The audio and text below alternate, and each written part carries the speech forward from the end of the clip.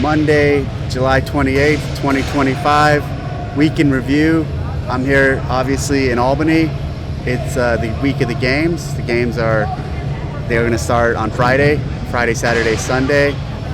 Everything's getting set up behind me. I have a couple rigs set, and they're building Zeus in the background. That's what that big crane is for. So everything's going well. I got in late last night. Excited about that. But let's jump into the week in review and some of the talking points.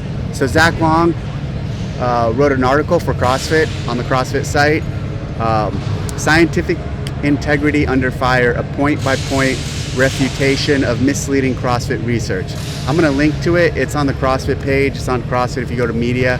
I'm going to link to it in this. Check it out. It's a great article, basically debunking a recent study that was put out on the dangers, or refuting the study.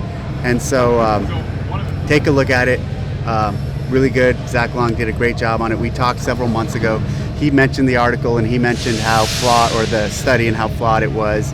And I said, hey, would you be willing to do a piece on it or write something about it? And he said, for sure. And so we started working with him on that, and it's out now. Really good work. I'm glad he was able to pull that together for us. Last week, I was on our CrossFit podcast for a brief moment. We had Yann Martel. He wrote The Life of Pi. It's an amazing book. It's a great book. I highly recommend it. Check it out. I dropped in for 10 minutes on the podcast that he did with our team, because he's a CrossFitter. So he CrossFits up in Canada, and he's been CrossFitting for a very long time, and found out that he also, after I read the book, I found out that he also CrossFits. So we got him on the podcast. Super intelligent guy. Can't wait till that episode drops or comes out, because the small amount that we discussed, I was blown away by his intelligence. And then obviously the rest of the podcast, he spoke on CrossFit and his journey, etc. The athlete interviews. So last year I did them all. I interviewed every single athlete before the games. This year I wasn't able to do it. Kind of just ran out of time and didn't prioritize it early enough, and in an aggressive way to get through all 60. And so just had a lot of travel and a lot of work stuff. So wasn't able to interview them all, but I did interview a lot of the rookies, or the people I've never interviewed before, which a few weeks ago I transitioned and said, all right, I'm not going to get through them all. I'll just do some of the people that I've never interviewed, or like I just said, the rookies. The behind the scenes videos on a lot of this stuff has been coming out. And what's interesting, I realized a couple of things in watching some of them, and I gave the feedback to the team. I gave feedback to Matt, who's making a lot of these, Bischel. Basically, I think what is kind of in some of them not captured extremely well is the number of sessions in each of those videos. There's like 5 or 6 different testing sessions in some of those videos. And the second piece is, I think I heard someone saying this, but those aren't like the only times that I'm working on those workouts or going through that process. That's just one expression of it. Pre that, there's a lot of development, a lot of whiteboarding, writing them out, thought, etc. that goes into those workouts prior to even one of those testing sessions. So at the testing sessions, we're modifying, we're seeing things, we're making adjustments. After a testing session, we're making more adjustments. But I just wanted to clarify that piece. That's not the only time where we're programming or spending time on the workouts. Now I want to jump into the questions. Will the games events have names instead of just IE1? I don't know. I'm leaning towards no. Sometimes we've had names for many years, and then one year I went away from names. Then we had names the past couple of years. This year I'm leaning towards no names. We still have a few days before we commit, but just to not distract, or just to be simple and pure, kind of like the theme this year, I'm leaning towards no. Oh, and that was DeAndre Jones, 2002. At Kevin Rechill 2552.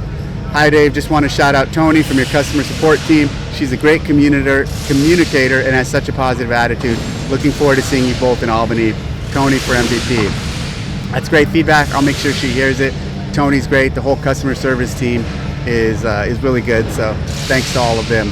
At Luke Holdfast Training, Dave, why was Lauren Kalil given enhanced media credentials when she had spent the last year on Talking Elite Fitness with Tommy running CrossFit into the dirt, especially when Clydesdale Media has had to put in the hard yards and finally get enhanced media access while shouting how good CrossFit is? It's a kick in the teeth for CrossFit supporters. So she did not get enhanced media access. So hope I cleared that up, but she does not have that. At The Real Kevin 87, what do you think of the most big programs, Mayhem, HWPO, Proven, Sentinel, programming excessive amounts of workouts with programmed rest? Coincidentally, I just looked at main site, and today, 7/23, it's a programmed rest workout. But if you go back to 15, there's little to no programmed rest in workouts. Is the evolution of CrossFit just interval training? No, the evolution of CrossFit isn't just interval. I think those are a perfect part of the program, and even way back in the day, there was programmed rest in workouts. Maybe not to the frequency you're seeing now, but it's definitely not a new thing. Maybe they are doing more of it, but it's totally part of the program, and it shouldn't be the only thing we do in the programming, but it is something that's there, and a good stimulus and a good way to train.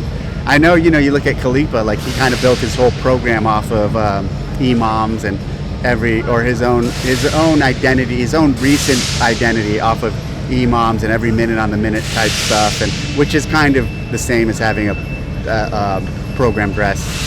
At Trish the Dish 2024, looking like a Mexican cookie monster. She's talking about last week when I was in all blue. That's funny.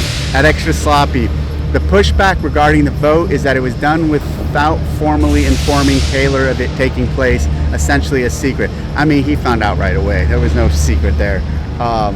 We got those guys together and they decided we're gonna have a vote. So it wasn't as coordinated secret to keep him out of the loop as you're suggesting.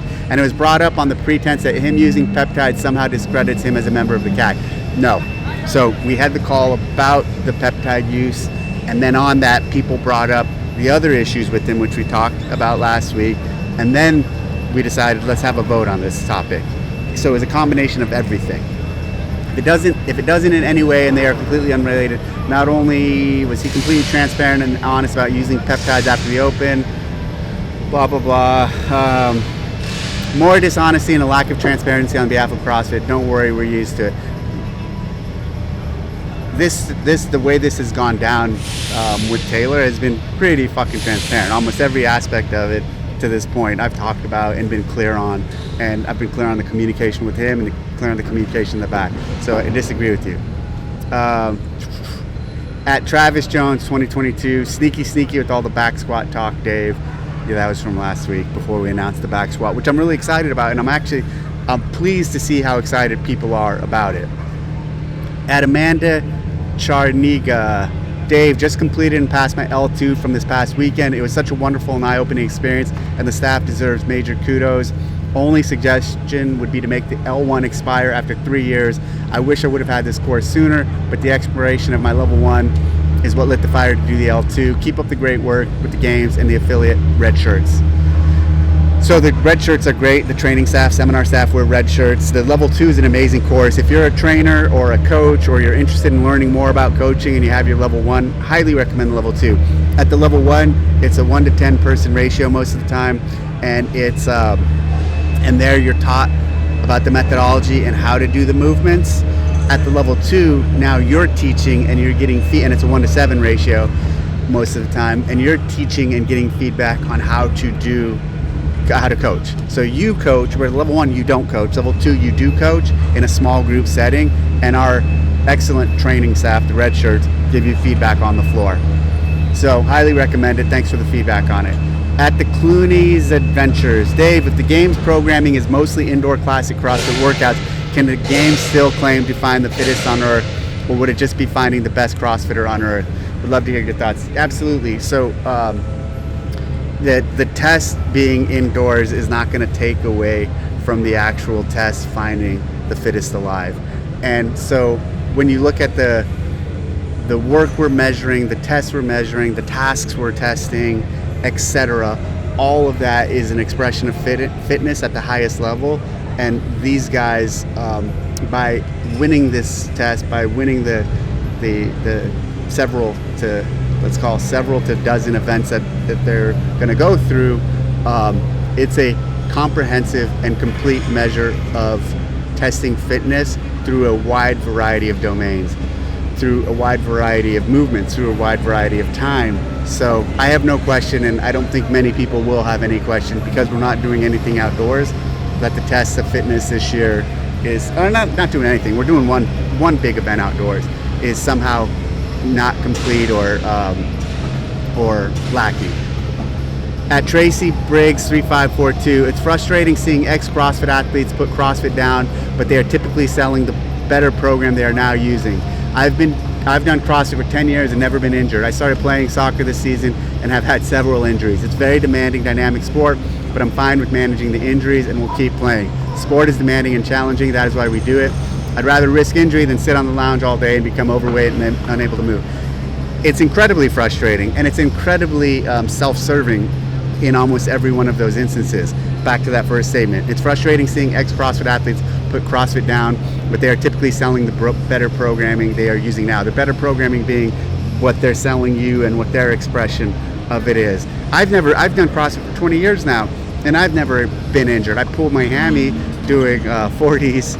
I've had very small little tweaks and nothing significant. So when done intelligently, and when done properly, and when done with proper application and coaching, it's incredibly safe, and we see that now, and that's why it's had the staying power that it has. We've been around for almost 20 years now, more than 20 years, and there's affiliates that have been around for about 20 years, and they're changing people's lives, and it's incredibly powerful. If it was as dangerous as some of these athletes now are saying, because their program is safe apparently, we wouldn't be here anymore. If it was as dangerous as people suggest, we'd have this mass amount of injuries, and the program would have fallen by the wayside. But it's staying strong and changing people's lives and making improvements. But it doesn't mean you can't train incorrectly. And arguably, some of these athletes who are saying, how they got injured or what it did to them, and now they're here, they have a better version for you. Again, they also were training for 5, 6, 7 hours a day, and maybe they weren't able to handle the volume ultimately.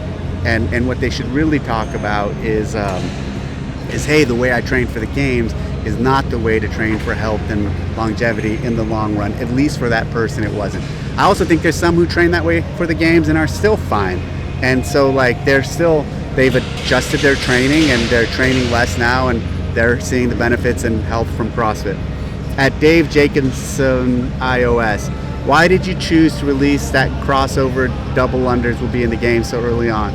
I'm all for early workout announcements, but keeping this movement a secret until the games would expose those who have not practiced them. Sure, a lot of athletes had probably done some practice with them before the announcement, but now it's pretty much guaranteed that all athletes will have them dialed in.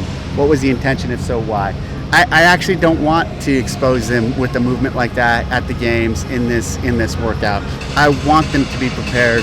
I want them to practice that higher skill, not a high skill, higher skill movement, and be prepared for it.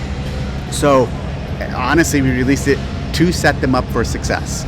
This is not one where it was that it was the time or need in this programming and then with this workout in this year to expose them for not having learned or prepared how to do that.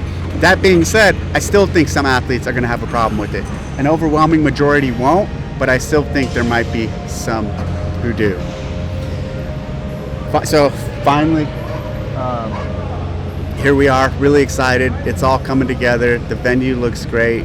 A couple rigs up. Hold on, let's see if you see. There's the finish line. There's the first rig, the second rig. Zeus is going up in the back. And then right behind me, they're putting in the floor suites, which are really cool. If you're sitting in one of these, you're gonna have a great seat. There's great seats all around, but finish line, and then right beyond the finish line, they're gonna put more seats in back there for finish line seats. So it's all coming together. I'm really excited. If you're in the area or you want to travel out, highly recommend it. It's going to be a great event, a great time. Friday, Saturday, and Sunday CrossFit Games 2025. Final thing. I will be doing nightly updates. Not sure when I will start those. I'll probably start them maybe Wednesday or Thursday, and then I'll do a little nightly recap after the day.